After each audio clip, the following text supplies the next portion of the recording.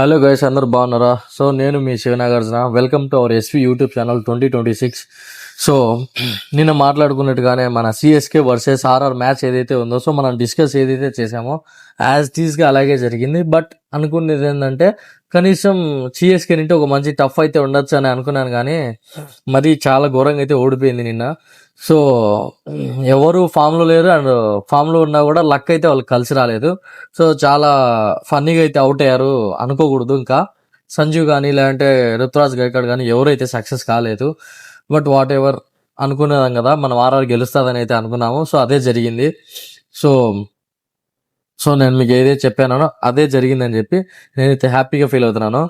So సిఎస్కి అయితే ఇంకో match అయినా సరే గెలవాలని అయితే కోరుకుంటాను. బట్ నెక్స్ట్ మ్యాచ్ మేబీ ఆర్సీబీతో ఉంది. సో ఆర్సీబీతో అయితే వాళ్ళ టీం, ఇప్పుడు ఉండే టీం అయితే ఇంకా ఆర్సీబీతో చాలా కష్టం అయితే ఉంటుంది, ఎందుకంటే ఆ టీం మామూలుగా లేదు. సో మనం దాని గురించి నెక్స్ట్ అయితే మాట్లాడుకున్నాం. ఇప్పుడు మనము ఈరోజు జరగబోయేటువంటి, అంటే 31వ తేదీ, మార్చి 31వ తేదీ జరగబోయేటువంటి పంజాబ్ వర్సెస్ జీటీ అయితే ఉంది కదా, గుజరాత్ టైటన్స్. సో వాళ్ళ గురించి అయితే మనం మాట్లాడుకున్నాము. సో పంజాబ్ గురించి అయితే ఫస్ట్ వాళ్ళ స్క్వాడ్ ఏంటి ఏం కదా అని చెప్పి మాట్లాడుకున్నాం ఫస్ట్ అయితే. సో పంజాబ్లో వచ్చేసి ఫస్ట్ వచ్చేసి మనకు మెయిన్గా చెప్పాల్సినది ఏంటంటే కెప్టెన్ కమ్ ప్లేయర్ బ్యాట్స్మెన్ వచ్చేసి శ్రేయస్ అయ్యర్. సో శ్రేయస్ అయ్యర్ గురించి మనం చెప్పనక్కర్లేదు. దాదాపు ఒక 2-3 సీజన్ల నుండి ఏదో ఏ టీంలో ఉన్నా సరే, అది చిన్న టీం కానీ ఏ టీం అయినా సరే అలా పైకి తీసుకుని వచ్చాడు పంజాబ్ని. ఎక్స్పెషల్లీ పంజాబ్ ఒక 13-14 ఇయర్స్ అవుతుంది ఫైనల్ ముఖం చూడక. అలాంటి టీంని తీసుకొని వచ్చి నిన్న ఫైనల్లో కూర్చోబెట్టాడు. బట్ అన్ఫార్చునేట్లీ ఆర్సీబీ అయితే గెలిచింది. నాకైతే ఆర్సీబీ గెలిచినా లేదంటే పంజాబ్ గెలిచినా చాలా ఇంట్రెస్ట్ అనమాట, ఇష్టం అనమాట. ఎందుకంటే నాకు విరాట్ కోహ్లీ ఎంత ఇష్టమో అట్ ద సేమ్ మన శ్రేయస్ అయ్యర్ కూడా అంతే ఇష్టం అనమాట. సో అదే చెప్పాలనుకుంటున్నాను. సో మన గ్రేట్ థింగ్ ఏంటంటే ఇతనికి మంచి కెప్టెన్సీ ఎబిలిటీ ఉన్న ప్లేయర్ ఇతను. సో బ్యాటింగ్ పరంగా కానీ లేదంటే కెప్టెన్సీ పరంగా కానీ చాలా అంటే చాలా పర్ఫెక్షన్ ఉంటుంది ఇతంది. సో ఇప్పుడు మనం శ్రేయస్ అయ్యర్ గురించి అయితే చెప్పేసాం. సో తర్వాత టీం మొత్తం ఒకసారి అనాలిసిస్ చేసి ఎవరు గెలుస్తారు ఏం కదా అయితే చెప్తాను ఇప్పుడు. సో మనకు శ్రేయస్ అయ్యర్ అయితే ఉన్నాడు. తర్వాత ప్రభు సిమ్రాన్ అని చెప్పి ఇతను మంచి బ్యాట్స్మెన్ అయితే ఉన్నాడు, వికెట్ కీపర్ కమ్ బ్యాట్స్మెన్ ఇతను, మన ఇండియన్ ప్లేయర్ అనమాట. ఆ తర్వాత ప్రియాన్స్ ఆర్యా అని చెప్పి, ఆర్యా కూడా మంచి బ్యాట్స్మెన్ అయితే ఇతను. స్టెయినీస్ అయితే ఉన్నాడు, ఇతను బ్యాటింగ్ ఆల్రౌండర్ అనమాట. సో స్టెయినీస్ వచ్చేసి ఇతను ఒక సీనియర్ మోస్ట్ ప్లేయర్, మనకి ఆల్మోస్ట్ ఒక 5-6 సీజన్ నుంచి పెద్ద ఫామ్ లో అయితే ఇది అనిపించట్లేదు. ఈయన పేరు అయితే పెద్ద వినిపించేంతగా ఆట అయితే లేదనమాట. బట్ బ్యాటింగ్ పరంగా అయితే బాగానే ఉంటుంది. అది ఈ T20 ఫార్మాట్ అనేది ఫామ్ ఉన్నాడా లేదా అనేది ఇంపార్టెంట్ కాదు, లక్ ఉందా లేదా అనేది ఇంపార్టెంట్. ఎందుకంటే షార్ట్ సెలెక్షన్ అందుకు కానీ ఏదైనా సరే అది వాళ్ళు ఒక ఎస్టిమేట్ వేసుకొని ఏదో విధంగా అయితే ఆడుతూ ఉంటారు. సో స్టెయినీస్ కూడా అంతే. లాస్ట్ 2-3 సీజన్ల నుండి పెద్ద ఆట అయితే లేదు ఇతంది. తర్వాత చూసుకున్నట్టయితే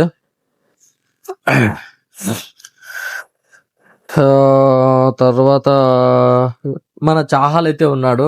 సో చాహల్ వచ్చేసి బౌలింగ్ ఫార్మాట్ లో చాహల్ స్పిన్నర్ గా అయితే మంచి స్పిన్నర్ అయితే ఉన్నాడు. సో మంచి మ్యాజిక్ అయితే చేయగలుగుతాడు బాల్ తో. ఖచ్చితంగా అయితే వికెట్ తీసే ఎబిలిటీ ఉన్న ప్లేయర్ ఇతను కూడా. ఆ తర్వాత చూసినట్టయితే హర్షదీప్ సింగ్ అయితే ఉన్నాడు. మన T20లో అయితే ఎకానమీ పరంగా అయితే పెద్దగా ఇది లేదు, చాలా ఓవర్ గా ఇస్తున్నాడు రన్స్ అయితే. బట్ వికెట్ అయితే తీసుకుంటాడు, ఇబ్బంది లేదు. సో వికెట్ టేకర్ అని చెప్పొచ్చు. బట్ ఎకానమీ పరంగా అయితే మన బూమ్రా అంత రేంజ్ అయితే, బూమ్రా కానీ లేదంటే భువనేశ్వర్ కానీ ఇట్లాంటి వాళ్ళ రేంజ్ అయితే కాదు.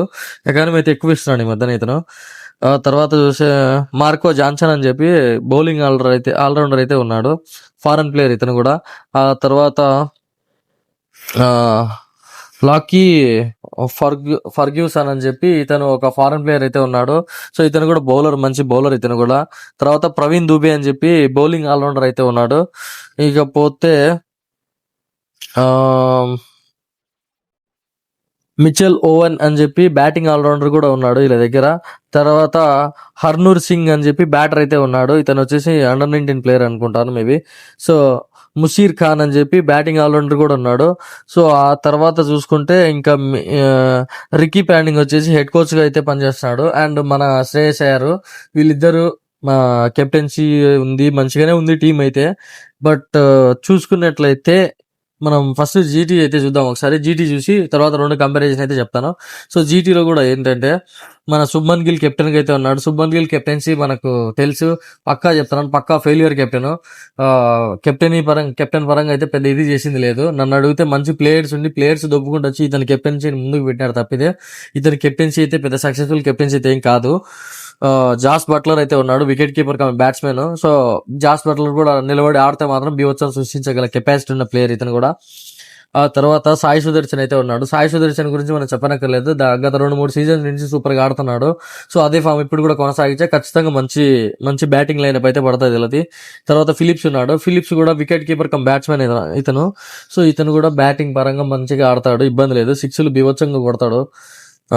తర్వాత రాహుల్ తివాటియా. సో ఇతను కూడా మన ఎప్పుడో ఒక 2-4 ఇయర్స్ 2-3 ఇయర్స్ బ్యాక్ చూసాం మనం ఇతను బ్యాటింగ్.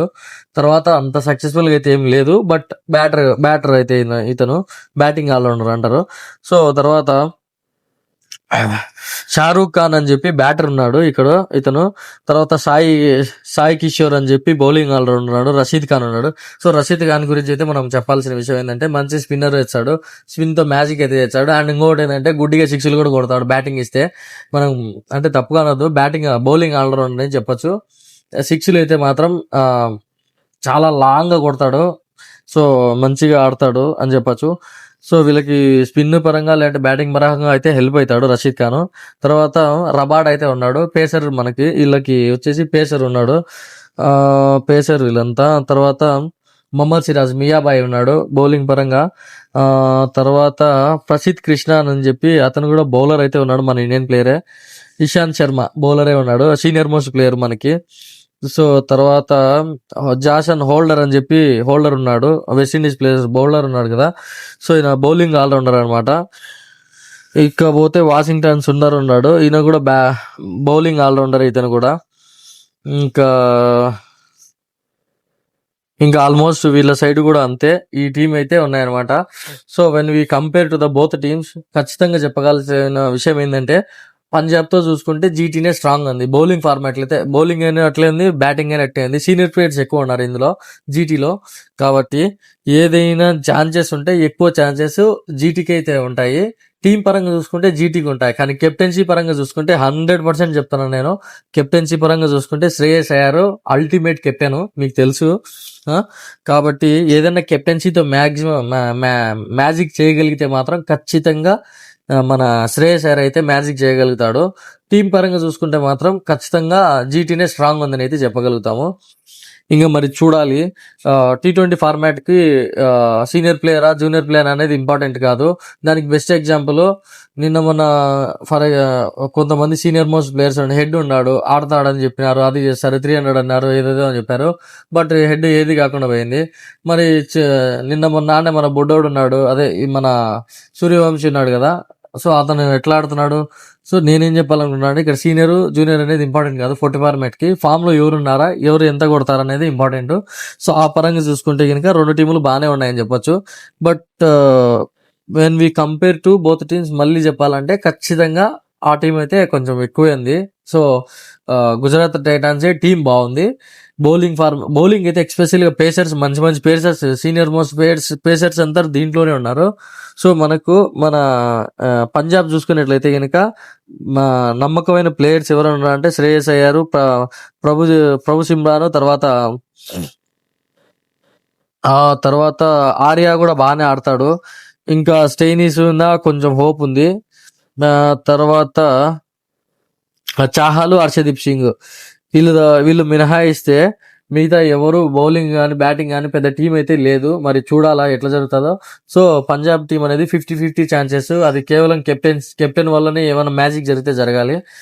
ఇకపోతే మన జీటీ టీం అయితే మాత్రం కెప్టెన్ లో ఏం పెద్ద ఇది లేదు. గిల్ అయితే ఫామ్ లో లేడు, అది మీ అందరికీ తెలుసు. సో గిల్ స్ట్రైక్ రేట్ కూడా చాలా ఇదిగా ఉంటది అనొచ్చు. విరాట్ కోహ్లీతో కంపేర్ చేస్తాండే ఒకప్పుడు ఇతన్ని, కానీ విరాట్ కోహ్లీ రేంజ్ అయితే కాదు ఇతను అని అయితే మేము చెప్పగలుగుతాను. సో ఎండ్ ఆఫ్ ది మన మోరల్ ఏంటంటే మనం చెప్పినట్టయితే ఇది వరకు అయితే జరిగినాయి. ఇది ఈ రోజు కూడా అట్లే చెప్తున్నాను. 50-50 ఛాన్సెస్ అయితే చెప్తాను. ఖచ్చితంగా అయితే కనుక పంజాబే గెలుస్తాదేమో అని అయితే నమ్మకం ఉంది నాకు. కానీ జీటీ టీం అయితే స్ట్రాంగ్ ఉంది కాబట్టి మనము 50-50 అయితే ఇస్తున్నాము. సో టాస్ ఎవరు పడతాదో వాళ్ళే ఛాన్సెస్ ఎక్కువ ఉంటాయి. ఇంకా మరి మ్యాచ్ అయితే ఈవినింగ్ స్టార్ట్ అవుతుంది, అది చూద్దాము, చూసి కనుక్కున్నాం. సో మీ ఒపీనియన్ ఏంటి? జీటీ గెలుస్తుందా లేదంటే పంజాబ్ గెలుస్తుందా అని చెప్పి మీకు ఏమన్నా అవగాహన అంటే ఖచ్చితంగా కమెంట్ చేయండి. అండ్ అలాగే మన యూట్యూబ్ ఛానల్ని షేర్ చేసి మీ ఫ్రెండ్స్తో సబ్స్క్రిప్షన్ చేయించండి. అలాగే మీరు సబ్స్క్రైబ్ చేసుకోండి. అండ్ అలాగే మన వీడియోస్ని ఫుల్ వాచ్ చేసి తర్వాత లైక్ చేసి మీ ఒపీనియన్ అయితే షేర్ చేసుకోండి కమెంట్ రూపంలో. Thank you and love you all. Bye.